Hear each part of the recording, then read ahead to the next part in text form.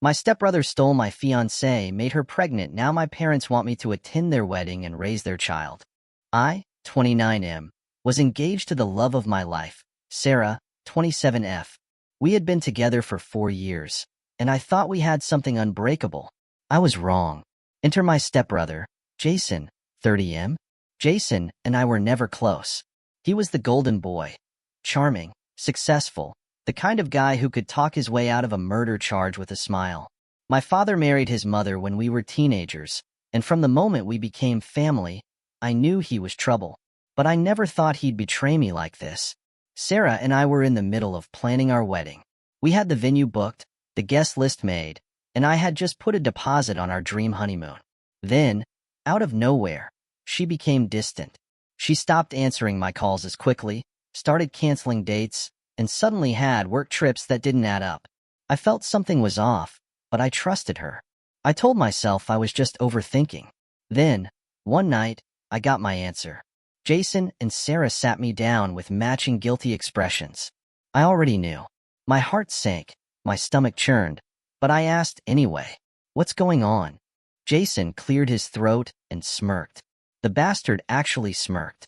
I don't know how to say this, but Sarah and I have fallen in love. My world shattered.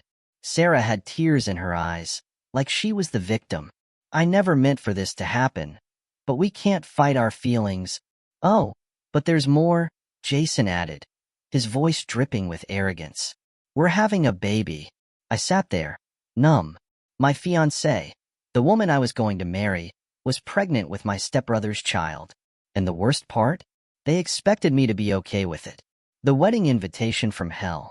I walked out that night and never looked back. I blocked them both, cut off contact, and tried to move on with my life. It wasn't easy. They flaunted their relationship all over social media, and I had to watch as my ex-fiancée posted pictures of her beautiful new beginning with my stepbrother. But just when I thought I was done with this nightmare, my parents called.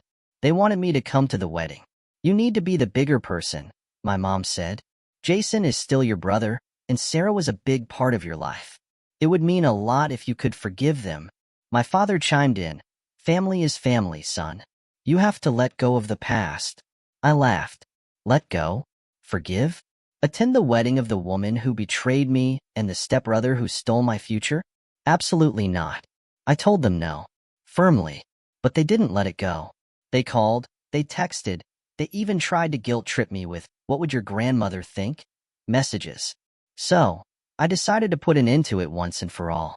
I sent a group message to Jason, Sarah, my parents, and every single family member who dared to pressure me.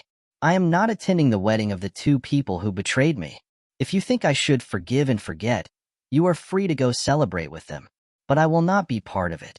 Consider this my final answer. Don't ask me again. Then, I blocked them all. Jason and Sarah got married. I wasn't there, and I don't regret it. I later found out that half of my family went, but many didn't, because, unlike my parents, they actually had morals. As for me, I've moved on. I started my own business, surrounded myself with real friends, and learned the hard way that sometimes cutting off toxic family is the only way to truly heal.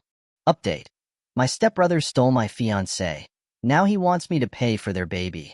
Just when I thought this nightmare was over, Jason and Sarah proved once again that they have no shame. For those who didn't see my original post, my stepbrother Jason, 30M, stole my fiancée, Sarah, 27F, got her pregnant, and then had the audacity to invite me to their wedding. My parents tried guilt-tripping me into attending, but I shut that down and cut them all off. I thought that was the end of it. I was so wrong. The call I never expected. It's been about 6 months since their wedding. I've moved on, got a new job, started dating again, and for the first time in a long time, I feel happy. Then, out of nowhere, I get a call from an unknown number. I pick up, and guess who it is? Jason. I almost hung up, but curiosity got the better of me. "Hey, man," he said, acting like nothing had happened. "How have you been?" I was stunned. This man stole my fiancée, married her, had a baby with her, and now he wanted to catch up? "What do you want?" I asked, cutting right to the point. Jason sighed. "Look, I know things have been rough between us, but I really think we should move past all that. We're family, and family helps each other out. I already didn't like where this was going. Help you how? Well, he hesitated. Things have been tight financially. The baby's been a huge responsibility, and with Sarah on maternity leave, we're struggling a bit. I know you're doing well, and I figured you'd want to help out. I burst out laughing. Wait, I said, wiping tears from my eyes. You stole my fiancée, had a baby with her, married her, and now you want my money to raise your child? Jason sounded offended. It's not like that. We're struggling, man. And, honestly, if you think about it, you dodged a bullet. You should be thanking me. I couldn't believe what I was hearing. Oh, so you did me a favor? I asked mockingly. Yeah, he said, seriously. If Sarah wasn't the right one for you, then I helped you see the truth. But that doesn't mean you should abandon your family. Family. That word again. I took a deep breath. Jason, let me make this crystal clear. You are not my family. Sarah is not my problem. Your child is not my responsibility. You made your choices. Now live with them. He tried to argue, but I hung up and blocked his number. The guilt tripping begins. Within minutes, my parents were calling me. Apparently, Jason ran straight to them, crying about how I refused to help. My mother's voicemail was pathetic. Honey, Jason and Sarah are really struggling. A good man helps his family, even when they make mistakes. Don't be cold-hearted. Just a little financial support could make such a difference.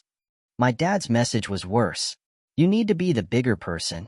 Jason is reaching out, and this is your chance to fix things. One day, you'll regret being so bitter. No, I will not. I sent a final message to my parents. If you care so much about Jason and Sarah, you help them. But don't ever contact me again about giving money to the man who stole my fiancée. If you bring this up again, I will cut you off completely. Then, I blocked them too. Since then, I've heard through extended family that Jason and Sarah are struggling more than they let on. Jason lost his job, Sarah's parents refused to help, and now they're drowning in debt. And you know what? I don't care. They made their bed. Now they can lie in it.